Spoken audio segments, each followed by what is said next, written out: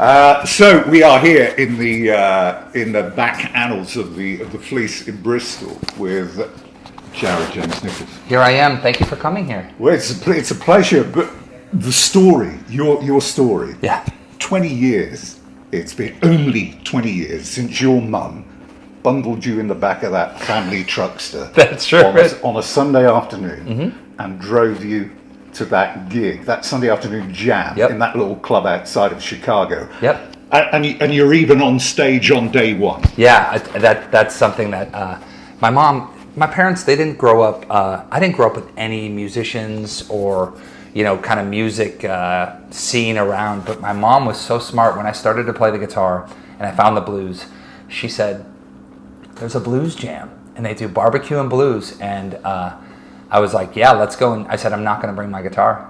And she's like, "Well, you should. Maybe you could get up and jam." And I was so nervous. No way. And I'll never forget that moment where she went up to the bartender and said, "My son is an excellent guitar player. He didn't bring his guitar, but if you guys have a guitar here, he'd love to try it." And I remember I was just like, I was so nervous. I went into the bathroom before, and I remember there was a guy there. He was an old harmonica player, and he said, "You all right?" And I was like, "Yeah, I'm just a little kid. I'm washing my hands." And he goes, "Just remember, playing music, it's kind of like swimming. Either you're going to figure it out quick or you're going to drown." And I was like, okay. So I go on stage, I have the cable. I'm so nervous, I can't even get it in the guitar. And I start to play. And from that moment on, that was it. That's what I wanted to do. So you get home, because your first guitar was an acoustic, so you get an electric guitar, and all of the musical influences, all of the musical styles and trends that are dragging you here, left, right, and everywhere else. Your first riff that you played was Electric Communion.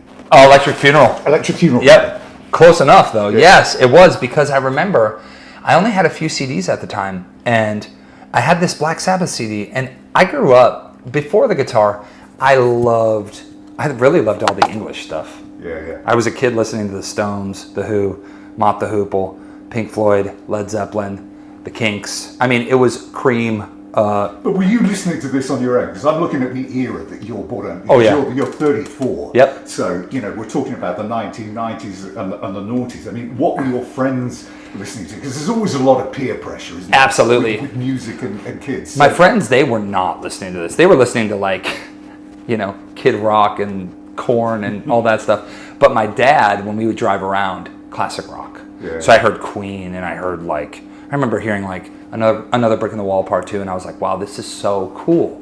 And it's funny because before I even wanted to play the guitar, I was already in love with the music. And I remember I had this Black Sabbath CD, and I was going through the tracks on it, thinking to myself, which one sounds the easiest? And I found Electric Funeral, and I remember going, let me try this. In that moment that I taught myself how to play that riff, and I started to play along with it, it was like the greatest feeling on earth, because I was like, I did it. I actually did this. And it was almost like, making fire for the first time. It was like, I did it, It was cool. I was listening to Black Country Communion on the way down here. Awesome. It's the Electric Communion. Yeah, of course. Another insane band. Oh, absolutely right. Absolutely right. Love them. One of the earliest reviews I read of you from a guy that had heard you maybe on stage at a jam, he said, and I can just imagine this wizened old hack sat there going, "This kid, he plays the blues like a 65-year-old from Mississippi. Oh, man. This is incredible." So, when you see things like that, because you were, this was 10, 12 years ago, so you're in your 20s, and you're walking around not that it's really possible to get another couple of inches taller than you, but it fills you with a bit more adrenaline. Oh, yeah. When people started to take notice like that, I didn't really get into more, of course I love the classic rock, but when I found the blues, I was probably 16 years old, and I was it was like I uncovered this gem, and I was so excited about it. And until I was probably 22 years old, I didn't even really flirt with the rock stuff again. I was pure blues. And when people started to say stuff like that, it was I felt like it was important what I was doing to keep going on it. And to really spread the awareness, because there's a lot of great guitar players, there's a lot of incredible musicians, but the blues, we've said it a million times, and it's true, it's the foundation. It is the red thread that goes through all genres. And to me, the blues is the most like respectful, eternal music there will ever be. The left-handed thing. Yeah. Now, I mean, Kurt Cobain was always moaning that he could never find a guitar that suited him, that fit him. You found quite early on, and then of course you're now known as Mr. Ambassador. Yeah. For Gibson. For Gibson, I mean, Joe Bonamassa knows you as always calls you the ambassador. Mr. Ambassador, yeah. Who's Mr. Ambassador there? Did anybody try to coach the left-handedness out of you, or did you just settle on that and think, no, this is me, this is what I'm going to do? That's what I settled on. And, you know, even being a kid, going back to being a kid and writing left-handed, I remember my teachers tried to make me switch, and it just made me more confused. So with the guitar, I just made a point. It was like, yes, I'm left-handed, like, I'm just going to take the road less traveled. And I think that ultimately it was a cool thing because yet again, and I also play with my fingers. So I never thought that those would be defining parts of my style, but it did turn out to be, which is kind of cool. And I think Jimi Hendrix. Yeah, exactly. 2 words. You got to know that. You've done 500 shows, 500 appearances by the time you're 21. Oh yeah. You said that I learned about the hard work ethic very early on in my life from humping bales of paper 11 hours. Yeah. Oh yeah. My first job was I worked at a farm, and the guy drove an old El Camino, a really old rotten El Camino, all rusty. We'd sit in the back and we'd drive about 10 miles to these farm fields. He'd get on the tractor, crack a beer, and he would have it so it'd be putting the hay bales with the ropes around them, and they'd fling back, and me and my friend had to be careful when they come back, and we'd have to grab them and we'd have to stack them, and we would stack hay bales for 11 hours a day, and he would pay us in change from his pocket at the end of the day. And I remember telling my parents, I was like, I think I should be getting more money. And my dad was like, nope, this is what you get, because he was like the old farmer. And then my second job, I milked cows. So I grew up in a completely different kind of vibe. So yeah, it was all old school. And when I found music, I did what I thought was normal. I said, okay, cool, I'm gonna play as many gigs as possible to as many people as possible, because not only was I was never thinking about like making money, I was thinking, because I want to get better. I want to like, you know, and before I knew it, I was playing 4 to 5 nights a week for 3-4 years. You've been written about in glowing terms, literally from the moment that you stepped on stage for the very first time in your life.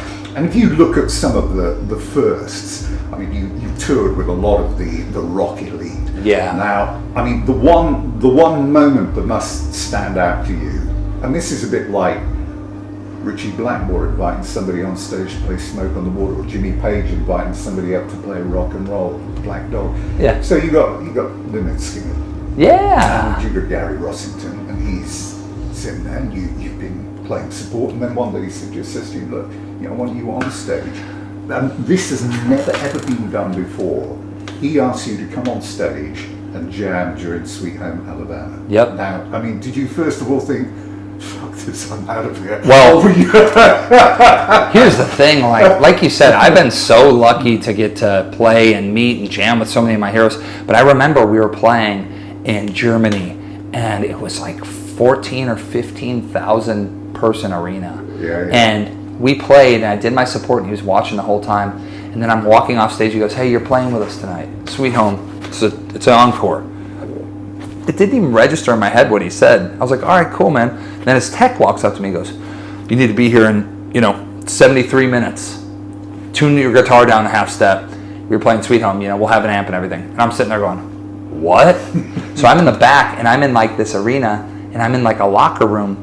Put Sweet Home Alabama on the phone, and I'm making sure I don't screw it up, because we've all heard it a million times, but then all of a sudden it's like, wait, I'm playing it with the band. So I go up there, and I remember I plugged into this big Marshall, and I plug in and I hit a chord, and it was just like, this is rock and roll. And I look around, I'm like, what? So then we're playing, and Gary walks over by me and goes, "Take the solo."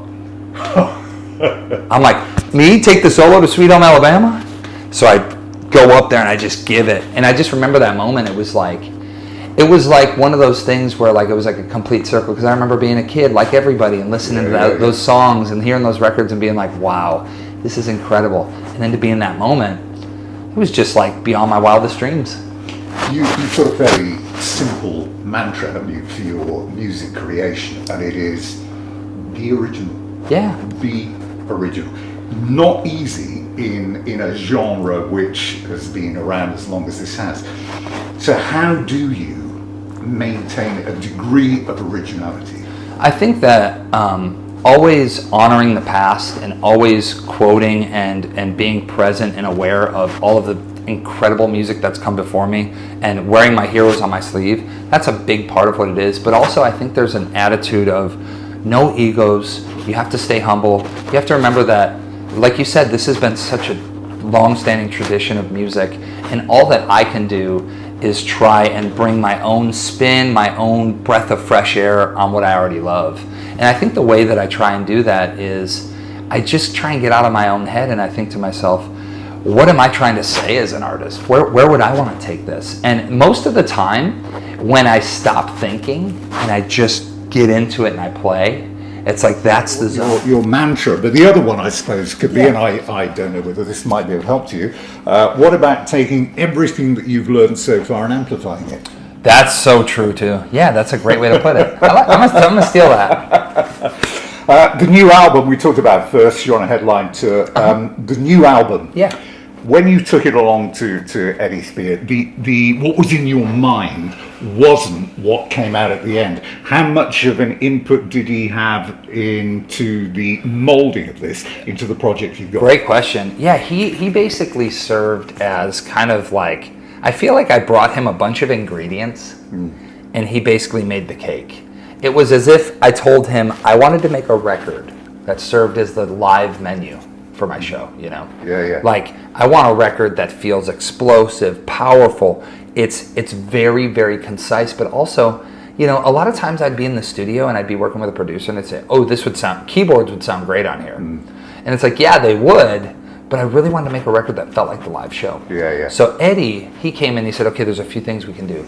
We need to set up and play it like we're in a performance. So like, you guys set up in a room, I'm gonna mic everything up, and it's not like he just threw a few mics, he was like scientific about it. And then he basically said, we're gonna have you sing over it, and I'm gonna manipulate it using, you know, we're gonna put a speaker in this reverb room, we're gonna have a space echo or a Leslie organ on your guitar part here. And basically he was able to help me take this vision of like a 3-piece power trio, just like the classics, and make it feel like a record. Yeah. Which I loved. You've always said, actually, haven't you, that the difficulty has been creating an album and creating songs to go on it that mirror what you're all about as a live performer. Absolutely. I used to have a really hard struggle between stage and studio because I would feel like I would have to put on a different hat. And what's funny is as I grew as an artist and a musician, I found quickly that it's actually more about amplifying what you see on stage and being more honest with yourself. What does it mean for you to be able to write and perform your own music on stage? Oh, it means everything. It means everything. It's a certain freedom that I've never experienced before. I feel like the luckiest guy on earth because I get to truly express myself and be creative, and people, whether they like it or not, they seem to take interest. And lastly, where is or what is the blues in 2023? What does it mean? I think it's as simple as it always has been. It's a feeling, it's an emotion, it's something that is translated, especially through music, that I don't have to say anything to you. I can tell you exactly how I'm feeling, whether I'm mad, happy, depressed, whatever. It's just getting that emotion across, and I think that's the best part. Genreless, the blues is everywhere. It's just taking what I feel and making you feel it. And your favourite album, just it's because it was one of these unusual things when I saw it. Your favourite album, Patsy Cline's collection from Oh, yeah. 1961. Yeah. In between all of that blues, rock, hard rock, heavy Oh, metal, yeah. the lot, Yeah. that still stood out. Does that still stand? I listen to it almost every other day. Patsy Cline, Santo and Johnny. Santo Domingo. Yeah, The Ventures. Yeah. I love All that. Night Diner. Oh, yeah, come on. Sleepwalk. Yeah, Sleepwalk, Crying in the Chapel. Mm-hmm. All of it. Thank you very much for Thank your time. you, man. Good luck, and we look forward to seeing you back here Cheers. very Thank you. soon. Thank you.